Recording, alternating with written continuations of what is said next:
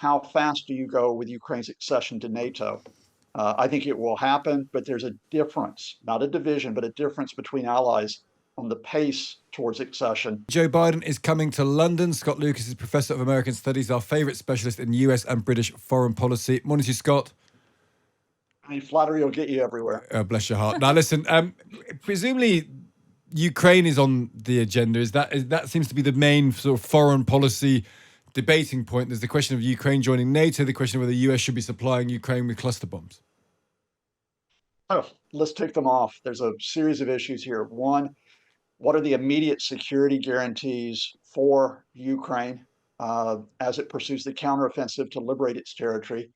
That includes not only now defending against the Russian aggression. I think we've gotten through that phase of the war, but then how can you enable Ukraine to reclaim areas in the east and the south? And that includes the issue of cluster munitions. Beyond that, and it's an issue for after the defeat of the Russians, not during the counteroffensive, is how fast do you go with Ukraine's accession to NATO?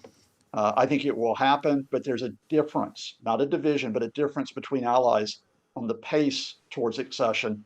And then I think you've got the broader questions which are building up Eastern Europe, Poland and the Baltic states, in case Vladimir Putin, if he stays in power after this, decides he wants to act up again.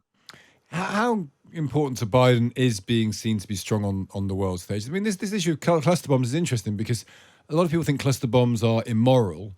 You don't have to supply Ukraine with these weapons. And indeed, all of the Western alliance have not supplied Ukraine with some munitions that would have been useful quickly enough. So is it strange that he's sort of out on his own a bit with cluster bombs? No, I would break it down this way. That the headline, including Canada, Spain, and the UK to an extent, saying, look, we're not going to use these cluster munitions. That's going to happen because they're signatories to a 2008 convention that renounced the use of those munitions. So they sort of will come out and say that. But the substantive issue is what Ukraine has said in terms of the 5 pledges regarding those munitions when they receive them. That includes not using them on civilian areas, because that would be a war crime. And that is something that Russia has done for the past 17 months. Not using them on urban areas, not using them inside Russian territory, only using them on Russian troops and equipment, and importantly, monitoring where you use them. So once that you liberate territory, you can demine the area to make it safe for civilians. If Ukraine abides by those pledges, I think everybody's going to be pretty much on board with this, even though they publicly say, of course, we still are not using cluster munitions ourselves. Just finally, Scott, what do you make of Biden's presence on the world stage? What sort of figure is he striking, do you feel? Well, first of all, I'd never say Biden. I'd say the Biden administration or the U.S. government. And what I'd say is we are past the point where the U.S. government leads and the rest of the world follow. Let's knock that on the head from 20 years ago.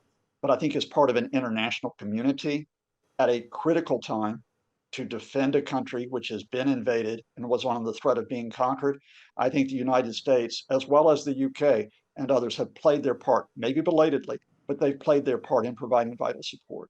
Interesting stuff. Scott, great to speak to you. Thank you for joining us today. Thank you, Stig. That's Scott Lucas, the Professor of American Studies, talking about Biden's visit. He is in London today.